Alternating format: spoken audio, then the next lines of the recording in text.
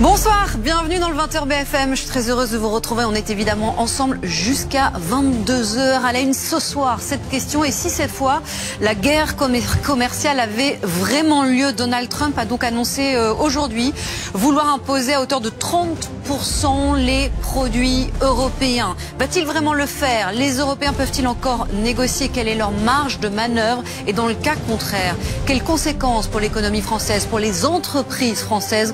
On va évidemment très longuement en parler ce soir. Nous reviendrons aussi sur les festivités du 14 juillet, couplées cette année à l'éventuelle célébration de la victoire du PSG en finale de la Coupe du Monde des clubs. Plus de 11 000 forces de l'ordre déployées en région parisienne à partir de demain et la fermeté affichée du côté des autorités.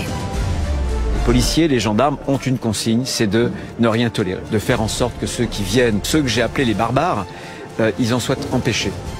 Également ce soir, la vigilance orange en cours dans 2 départements, dans l'Aude et les Pyrénées-Orientales.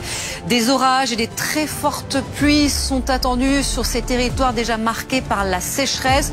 Comment ça se passe à l'heure qu'il est? Nous serons sur place dans un instant dans l'Aude avec l'une de nos reporters. Et puis votre soirée Ligne Rouge à partir de 21h avec un éclairage inédit sur Xavier Dupont de Ligonnès qui demeure toujours introuvable, bien sûr, depuis le meurtre de sa femme et de ses 4 enfants. Qui était-il vraiment?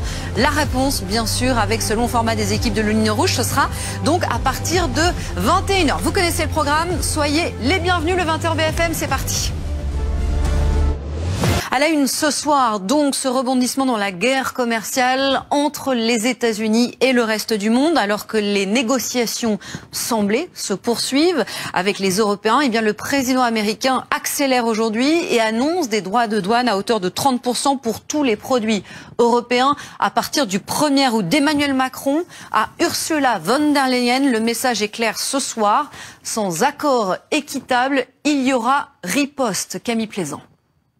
C'est d'abord l'enquête du 20h BFM sur l'autre grande actualité de ces prochaines heures.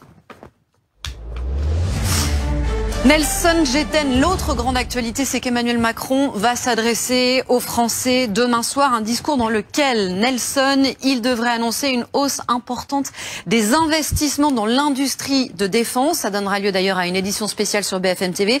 Ce soir, on a voulu, avec vous, s'arrêter sur les équipements dont l'armée française a besoin, justement, vu l'état de la menace. Oui, vous venez de le voir sur le sujet. Sébastien Lecornu est particulièrement loquace ces derniers mois, à chaque fois qu'il se présente devant l'Assemblée nationale et le Sénat. On va commencer par la Marine nationale et ses frégates. 3 frégates comme celle-là devraient être commandées pour la Marine nationale selon Sébastien Lecornu. Ce bateau-là, c'est le dernier livré par Naval Group cette année. Prix d'achat autour de 500 millions d'euros pièce. On manque aussi d'avions, Nelson, et notamment de Rafale. Oui, entre 20 et 30 Rafales de plus. Voilà ce que souhaite Sébastien Lecornu, le ministre des Armées. Le prix aussi entre 70 et 80 millions d'euros pour chaque avion fabriqué par Dassault Aviation, dont le carnet de commandes est en train de craquer. L'objectif, c'est d'en livrer 4 à 5 par mois à partir de l'année prochaine 2026. Le problème, c'est que les sous-traitants de Dassault, les PME, donc qui fabriquent les pièces détachées pour le Rafale, il y a à peu près 1000 sous-traitants, ont des difficultés financières. C'est ce que expliquait, vous le voyez, Éric Trappier, le PDG de Dassault Aviation fin juin.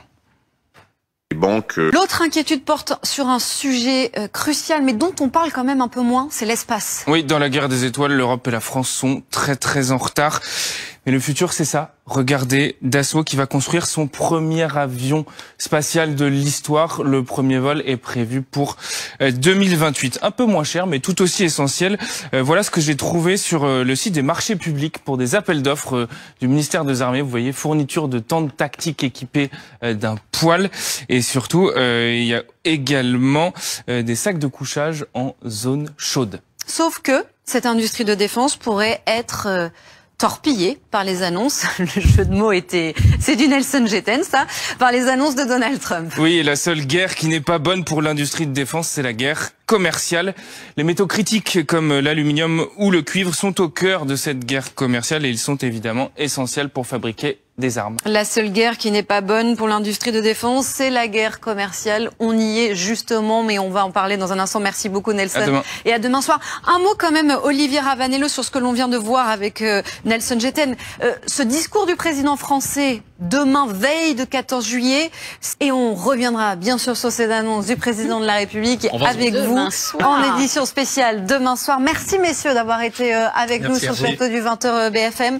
Nous passons évidemment à notre soirée Ligne Rouge avec un document exceptionnel qui s'appelle « Dans la tête de Xavier Dupont de Ligonnès ». Éclairage inédit qu'on vous propose ce soir sur celui qui demeure introuvable, bien sûr, depuis le meurtre de sa femme et de ses enfants. 4 enfants, c'était à Nantes en 2011. Qui était-il vraiment? Quelle a été son enfance, son adolescence? C'est une enquête Ligne Rouge signée Isabelle Quintard, Nicolas Belgeny et Élodie Noiret.